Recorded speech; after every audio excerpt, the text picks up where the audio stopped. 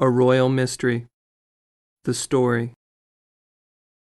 In 1918, after the Bolshevik Revolution, Nikolai II and all his family were executed in the basement of a building in Ekaterinburg, Russia.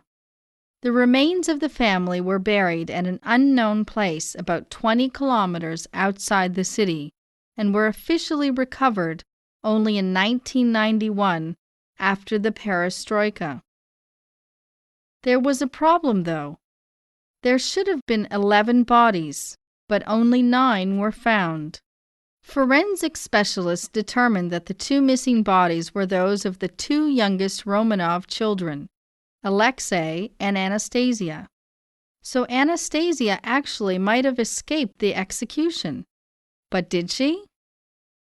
Over a 62-year period, a woman better known as Anna Anderson attempted to prove her identity as Anastasia.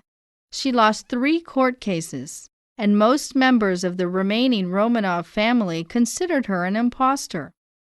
Her life inspired 4 films, a play, a musical, and several books.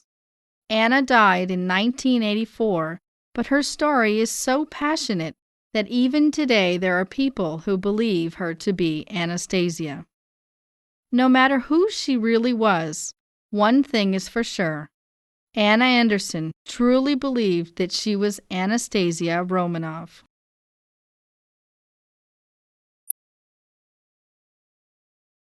The Evidence. This story began when a woman was pulled out from a Berlin canal and sent to a mental hospital. She refused to tell authorities her identity until 18 months later, when she declared herself the Grand Duchess Anastasia.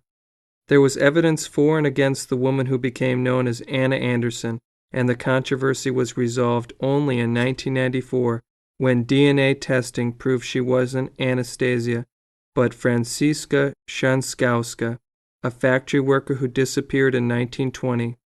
The result caught a lot of people by surprise.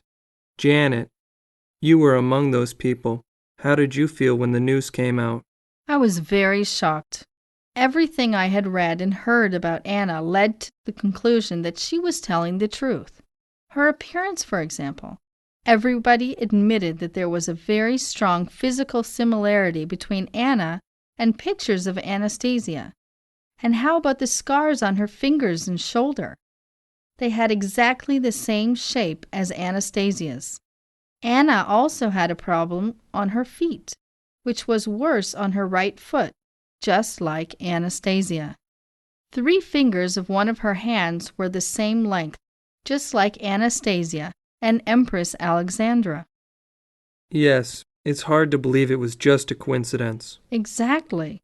And she also knew things that only the family would know, like the name the Grand Duchess Olga, Anastasia's aunt, used to call her.